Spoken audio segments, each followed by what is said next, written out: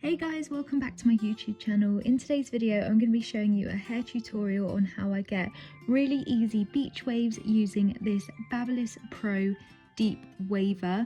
This is it in titanium, which basically has rose gold detailing, which is very cute. The style of this type of waver is like a crimper that we used to get in the 90s. So it's much like that in style, but it basically does the same thing as crimping, but it curls instead. So you get a very loose, ununiformed type of finish, which I think makes it look so much more natural, and I absolutely love this. You can get this curler from Amazon. Beauty Bay even sold it. I've seen it all over the place and it's really reasonable. You can also buy other curlers that look like this, so I'll leave a couple linked down below if you want a cheaper alternative. But today I'm going to show you how I create effortless beachy curls using this type of tool. So I'm setting mine to 170. You can't quite tell, but there is a little screen there which displays the temperature. You can just about see the 170 in green on that little screen there, but it goes all the way up to 220. I always use the lowest heat setting because I try to preserve the health of my hair as much as possible, and I find that it stays in my hair just as much on the lowest setting. I'm going to take my VO5 Heat Protect Spray. I'll leave all links to products that I use today down in the description box. I'm just going to saturate my hair with this through. I always use heat protection spray. Again, it's really important if you don't want to damage your hair, if you're using heat on your hair and you don't want any split ends and you don't want to dry out your hair. It's so important. And this one is again a really affordable heat protectant spray that I use all the time if ever I'm straightening, curling my hair. So I'm just making sure that's all worked into my hair before I do start on with the waver.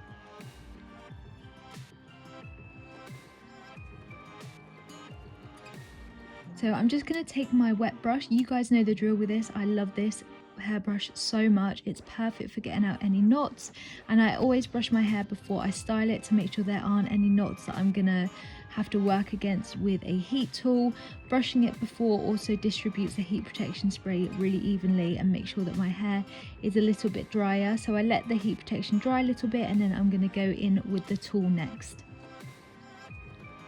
Start, before I apply the actual heat to my hair, I'm going to be sectioning my hair.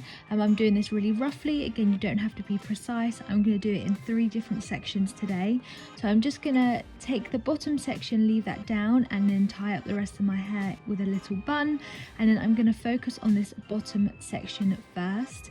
I am going to do the bottom section with wider parts of my hair, and the heat protection tool, the Deep Waver, only takes a couple of minutes to heat up, so you're pretty much ready to go as soon as you've sectioned your hair a little bit. And I'm just taking that on those huger sections of my hair at the bottom. Like I said, I'm using bigger sections at the bottom because I want that ununiformed look. I don't want it to look precise, and I don't want it to be too curly. This tool makes such gorgeous waves and such effortless waves, so I find using different size sections throughout your hair gets that real natural look. So I'm going to basically do this in this part of my hair, and then I'm going to go over to the other side of this section where the tool dips down from the last curl. I then rejoin that with the bottom of the tool just to make the waves look uniformed. If you break it up too much, it does look a little bit kinky. So if you place the tool down, let it heat up, it basically does 3 curls every time. I then hook on that 3rd curl as the first curl of the next one, if that makes sense, so that it is uniformed in that sense and it looks like one long wave. It almost gives the impression that your hair has been in plaits. It's that type of really nice effortless wave, and this really does only take me about 10 minutes to do, which is great when I'm in a rush, and it makes it look like I've made a little bit more effort with my hair. You only need to hold down the tool for a couple of seconds during each time you use it, but as you can see, it's made such a difference to my hair already, and you basically keep doing this throughout the whole of your head. If you have shorter hair, this looks gorgeous too. I love it because it adds a bit of volume to the top of my hair and just gives it a bit more body, which is something that I really like. So I'm just going to take the second section of my hair, tie up the rest, which I'll work on last, and then this will basically be the mid-lengths of the hair on my head. So I'm just gonna again wave this with the tool. I'm going to be working in all different size sections. So as you can see, this one is a lot smaller than the ones I use at the bottom. Some sections will be bigger, some will be smaller, and again I feel like that just makes it look a little bit more beachy and a little bit more natural too. So I'm just speeding this up just to show you how exactly I do it. The flat edge to the curler you always want closer to your head, just to make sure A, you don't get burned, and 2, they're all going in the same direction, which I find it a lot easier to use that. And because it's flat, if ever you get it near your ear or anything like that, it won't burn. So I'm just going to continue doing this all throughout this section of my hair, and then we'll move on to the top in a moment, which you want to take a little bit more care to because obviously it frames your face right at the top.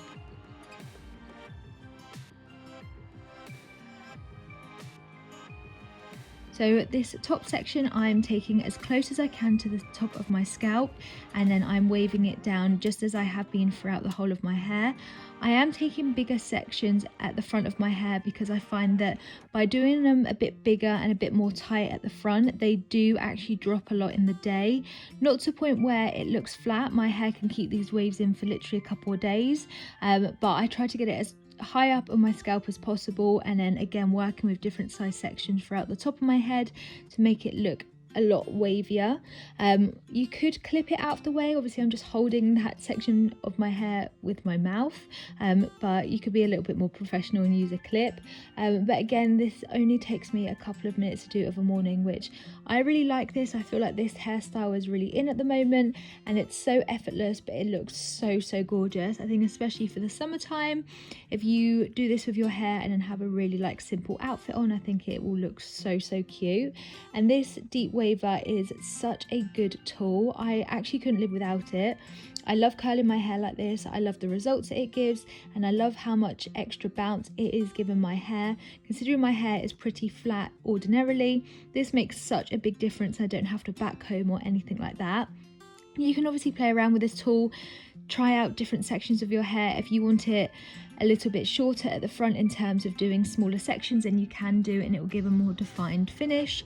But it's completely up to you and what works with your hair. Obviously each hairstyle will be different, but I love this for my long hair because it just makes it look a little bit more dynamic, even though there's not a lot going on with my hair and it's all pretty much one length.